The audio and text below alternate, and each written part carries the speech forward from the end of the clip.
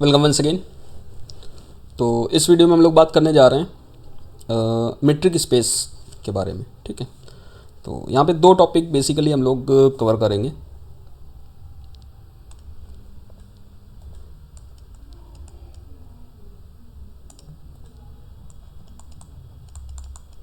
Metric space and topology. ठीक है, तो ये बेसिकली इन दो टॉपिक के बारे में हम लोग इस वीडियो में बात करेंगे। मतलब ये पूरी प्लेलिस्ट होगी जिसमें इस टॉपिक पे हम लोग बात करेंगे, और ये अभी पहला वीडियो है इसका। ठीक है, तो मीट्रिक स्पेस और टोपोलॉजी सबसे पहले देख लेते हैं कि अच्छा, मीट्रिक स्पेस वैसे तो रियल एनालिसिस का पार्ट है, ये पूरा रियल एनालिसिस आप कंसीडर कर सकते हो। टोपोलॉजी अलग से टॉपिक है। अब अच्छा, इन दोनों को एक साथ क्यों ले रहे हैं? क्योंकि ये दोनों टॉपिक आपस में एक दूसरे से रिलेटेड हैं। इसके अलावा ये किसके लिए है, कौन कौन से एग्ज़ाम्स में इसकी रिलेवेंस है। तो सबसे पहले देखो, CSIR नेट, ठीक है, गेट, स्टेट लेवल पे जो होते हैं अलग अलग स्टेट के एंट्रेंस एग्ज़ाम होते हैं, एलिजिबिलिटी टेस्ट, NBHM, और टाटा वालों का जो है TI फायर। और इसके अलावा कुछ थोड़ा बहुत पोर्शन PGT एग्ज़ाम्स में भी आता है। ठीक है, TGT में तो हालांकि नहीं आता, लेकिन PGT और असिस्टेंट प्रोफेसर के लिए जो एग्ज़ाम्स होते हैं अलग अलग स्टेट वाइज या सेंट्रल एग्ज़ाम, उसमें आता है। ठीक है, और भी आप देख सकते हो इससे रिलेवेंट जो भी एग्ज़ाम्स हैं। तो मतलब कुल मिला के ये सारे एग्ज़ाम्स तो मैं कवर करूँगा ही, इनके प्रीवियस ईयर क्वेश्चंस भी इसमें कराऊँगा। ठीक है, इसके बाद हम लोग बात करते हैं एक बार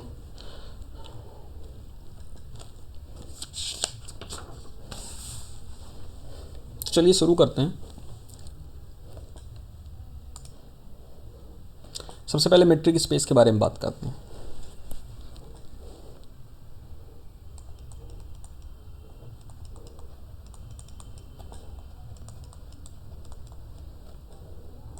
इसका मतलब क्या होता है, सबसे पहले तो यही देखते हैं, है कि नहीं, कि मीट्रिक स्पेस का मीनिंग क्या है, ये हमें पता होना चाहिए। सबसे पहली चीज़ तो देखो, मीट्रिक स्पेस जो है वो मीट्रिक स्पेस एक तरह का सेट होता है। ठीक है, क्या है, इसको हम लोग इस तरह से लिख सकते हैं,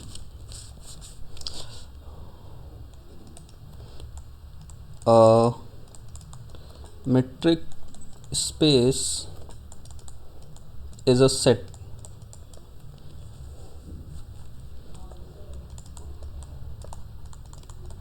in which we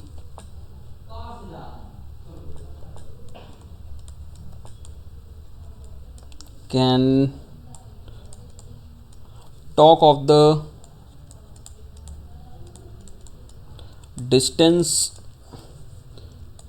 between any two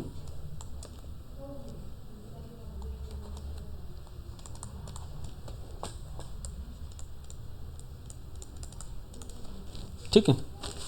तो मीट्रिक स्पेस क्या हो गया? मीट्रिक स्पेस एक तरह से एक सेट ही है, सेट की प्रॉपर्टी है, in which we can talk about the distance between any two elements. ठीक है, तो कोई सेट है, उसके जो भी एलिमेंट्स उनके बीच की डिस्टेंस। तो मोटा मोटा एक तरह से अगर हम लोग मीट्रिक की बात करें तो मीट्रिक का मतलब क्या हो सकता है? मीट्रिक का मतलब है यहाँ पे भाई सीधे सीधे अगर बात करें तो डिस्टेंस है कुल मिला के, है ना। और थोड़ा सा अगर फॉर्मलाइज करें तो इसको बोल सकते हैं जनरलाइजेशन ऑफ डिस्टेंस। ठीक है, तो एक तरह का ये जनरलाइजेशन ऑफ डिस्टेंस है। अब इसका यूज़फुलनेस क्या है? यूज़फुलनेस इसकी देखिए, ज्योमेट्री में इसकी सबसे ज़्यादा यूज़फुलनेस है। अगर इसके अप्लाइड पोर्शन की हम लोग बात करें, ठीक है, ये तो इसका प्योर मैथमेटिक्स का पार्ट है, रियल स्पेस, मीट्रिक स्पेस। ठीक है, लेकिन इसका अगर अप्लाइड पोर्शन की बात करें तो ज्योमेट्री में इसका अप्लाइड चीज़ें दिख सकती हैं, क्योंकि हम लोग डिस्टेंस के बारे में बात कर रहे हैं कि नहीं दो पॉइंटों के बीच में।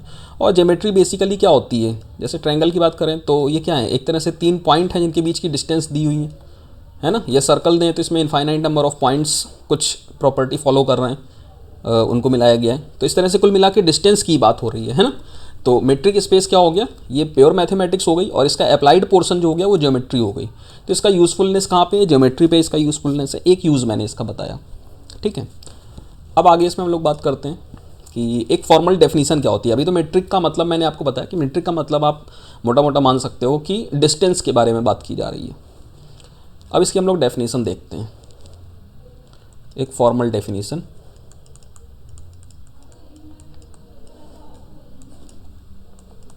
डेफिनीशन थोड़ी सी मैं बुकिश ही रखूँगा, है ना, क्योंकि ज़्यादा चेंज अपने टर्म्स में डेफिनीशन नहीं हम लोग लिखेंगे, इसको उसको एक्सप्लेन मैं अपनी लैंग्वेज में करूँगा, लेकिन डेफिनीशन जो है वो बुकिश ही मैं देता हूँ। तो यहाँ पे हम लोग एज्यूम कर लेंगे late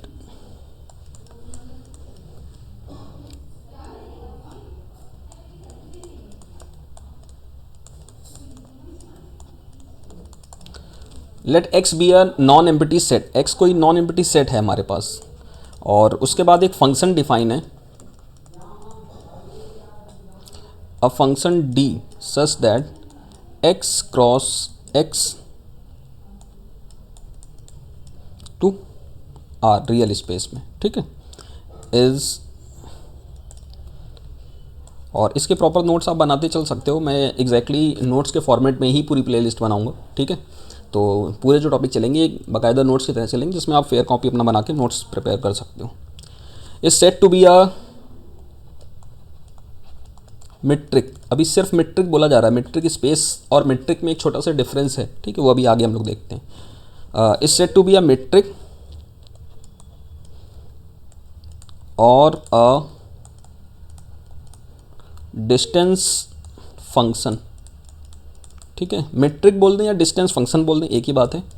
on x if D satisfies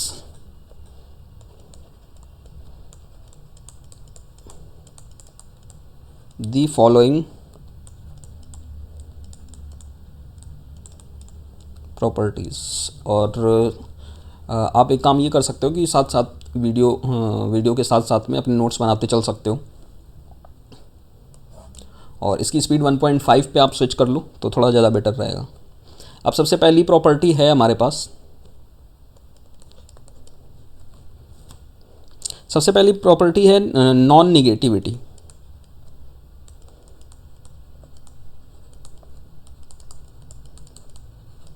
non negativity, इसको देखो दो पार्ट में हम लोग देखते हैं।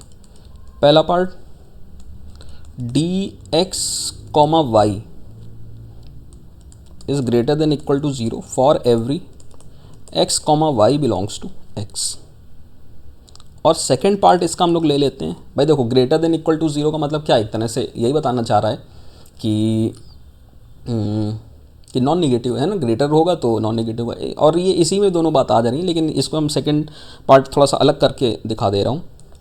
D X comma Y is equals to 0 if and only if X equal to 0।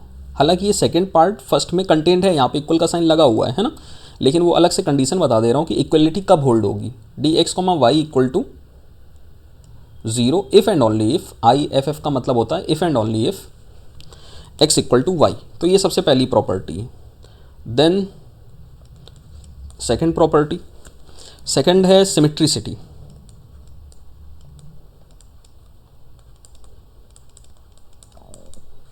Symmetricity, अब देखो सिमेट्रिसिटी क्या होती है, D X comma Y is equals to D Y comma X for every X comma Y belongs to capital X, right. So this is symmetricity. And third one is triangular inequality.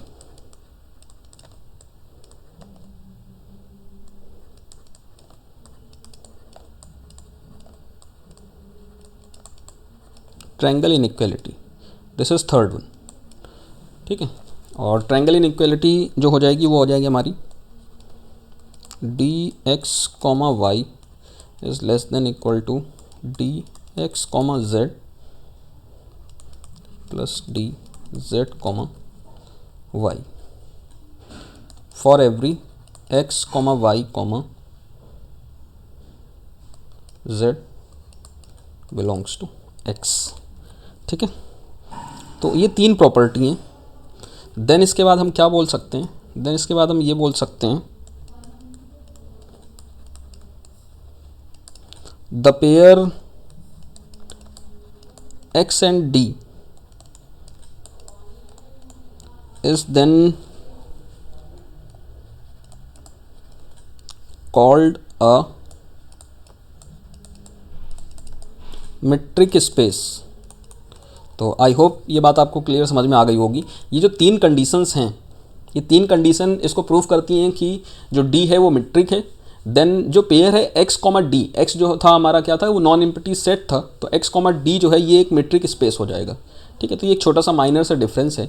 अब यहाँ पे देखो, पहली और दूसरी में तो कोई कन्फ्यूज़न नहीं होना चाहिए। तीसरी को थोड़ा सा मैं और एक्सप्लेन करता हूँ। ट्रायंगल इनइक्वालिटी को लिखने के थोड़े तरीके अलग अलग भी हो सकते हैं। जैसे देखो,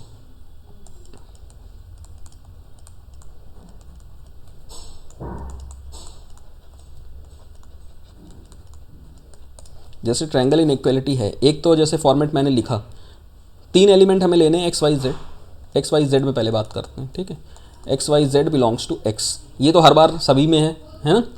और अब इसको मैं देखता हूँ, जैसे मान लो मैंने लिखा डी एक्स कॉमा वाई, जैसे पहले एक्स कॉमा वाई ले लिया, is less than equals to, अब देखो आप ऐसे ले लो D X comma Z plus D Z comma Y.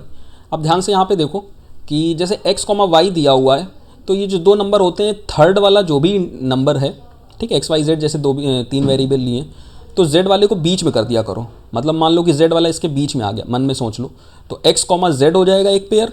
देखो पहले एक्स कॉमा जेड आ गया, फिर जेड कॉमा वाई हो जाएगा, ये दूसरा पेयर आ गया, ठीक है। जैसे और एग्जांपल, जैसे अगर हम ले लें डी, मान लो डी वाई कॉमा एक्स जैसे ले लेते हैं, तो इसको कैसे लिखोगे। अब यहाँ पे देखो, यहाँ पे अपने मन से इमेजिन कर लो कि यहाँ बीच में जेड है, तो इसको ऐसे लिखोगे D Y comma Z plus D Z comma X, ठीक है।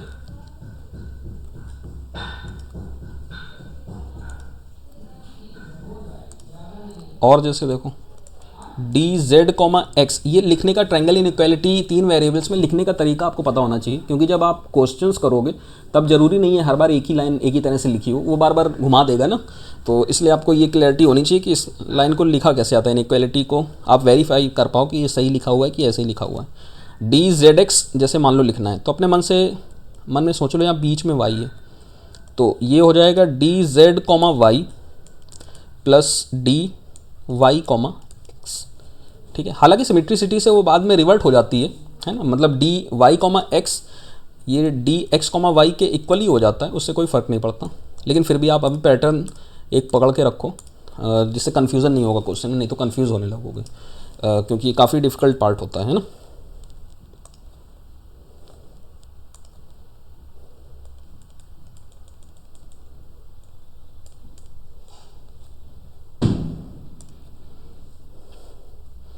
अब जैसे दे दिया जाए डी एक्स कॉमा जेड मान लो लिखा हो, तो बीच में अपने मन से वाई सोच लो, तो क्या हो जाएगा D X comma Y plus D Y comma Z.